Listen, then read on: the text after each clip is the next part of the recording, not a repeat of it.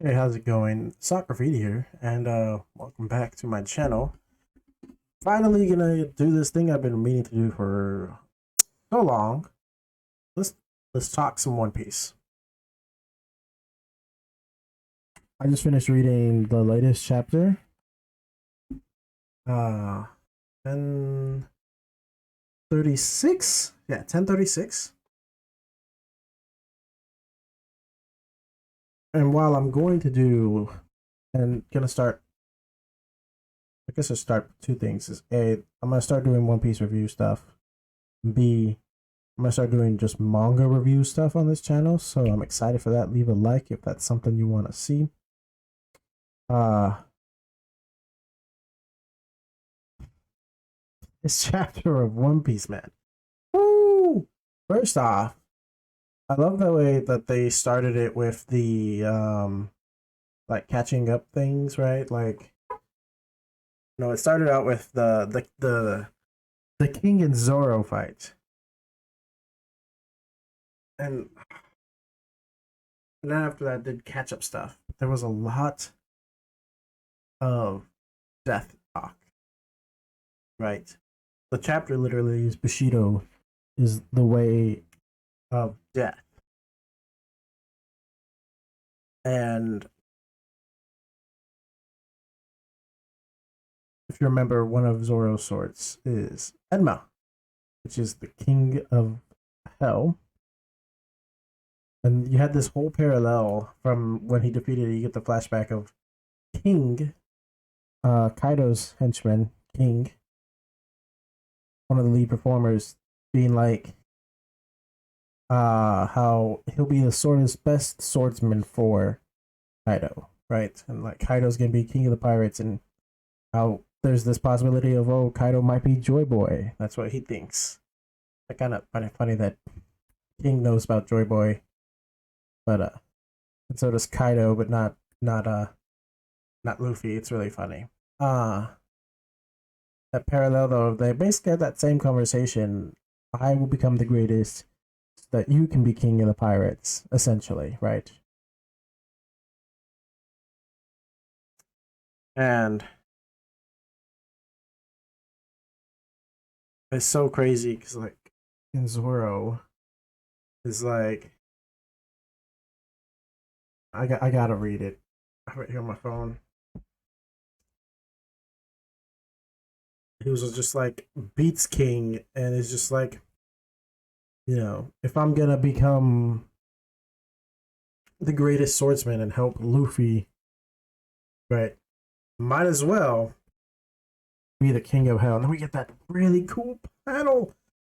It was so well drawn. I loved it. I'm not gonna show anything from the chapter on the screen because copyright stuff, right? I'm not gonna do that. And so I was like, hold on. King of Hell, that's the sword, Enma. So he's gonna be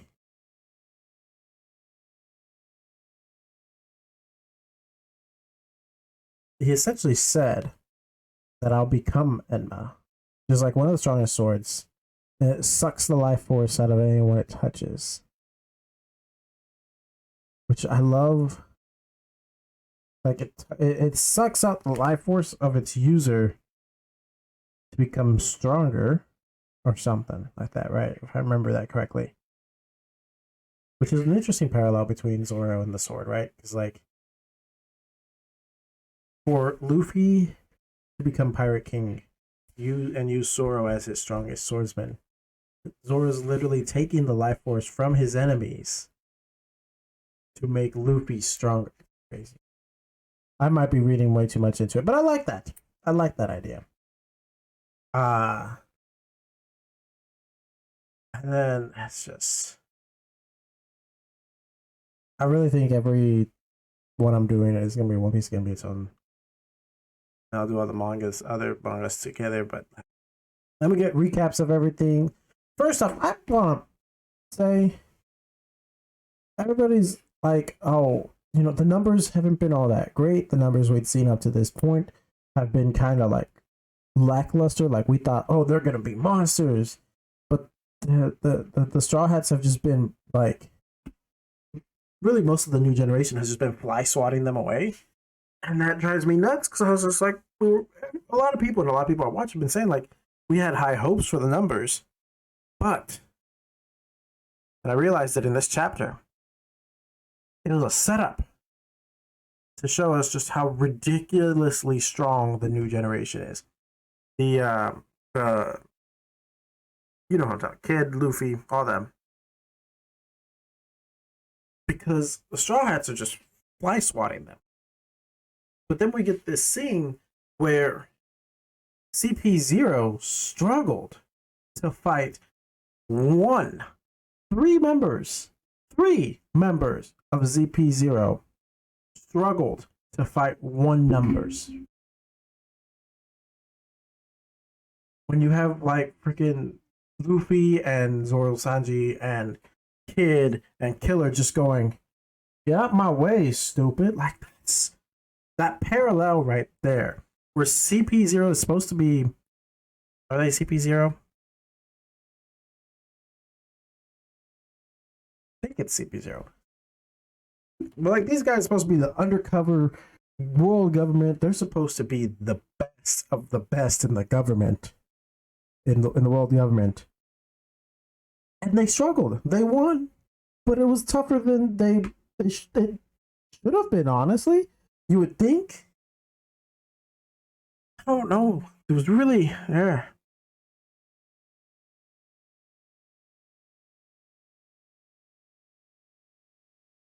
And the whole like literally whatever happens could change the fate of the entire world and things that are happening now. It's so great. I love it.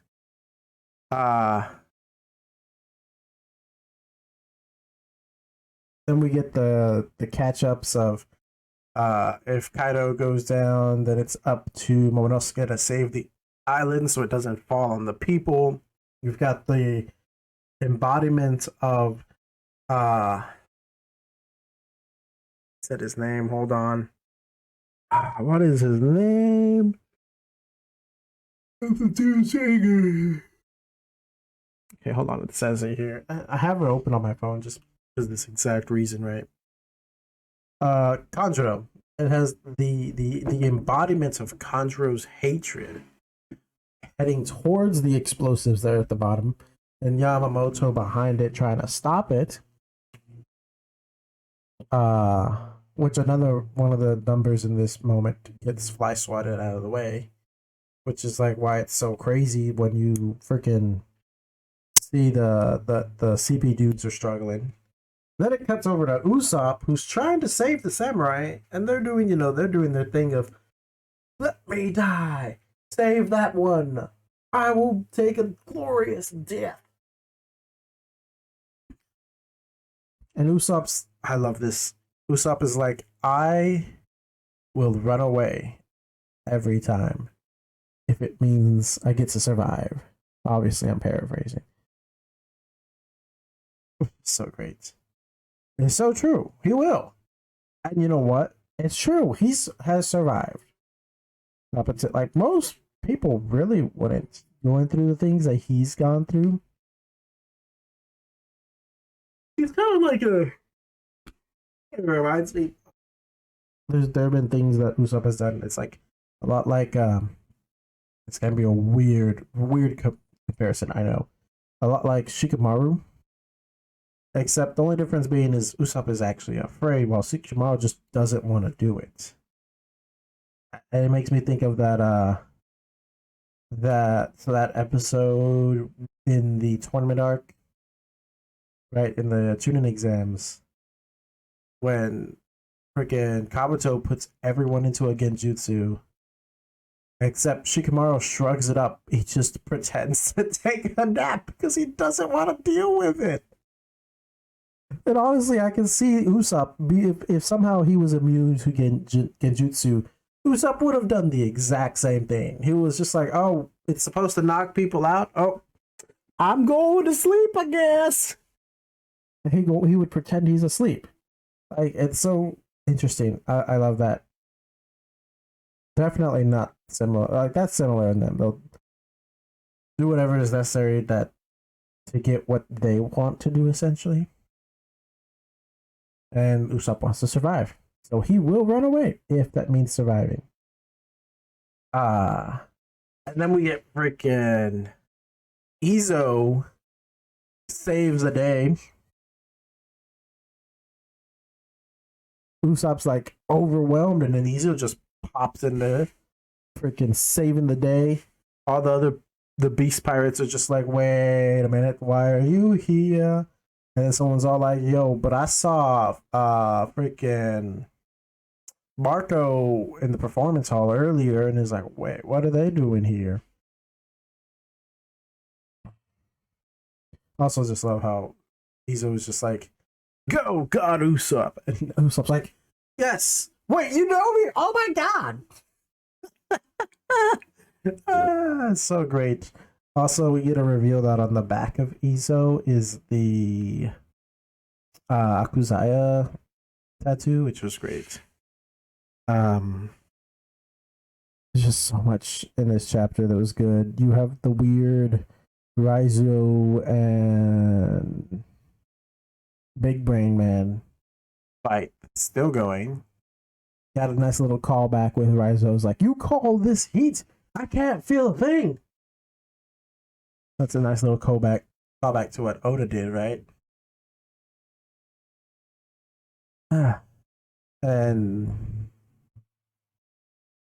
all in all, I really like this chapter. The parallels between King and Zoro were really great. This is probably my favorite part, honestly.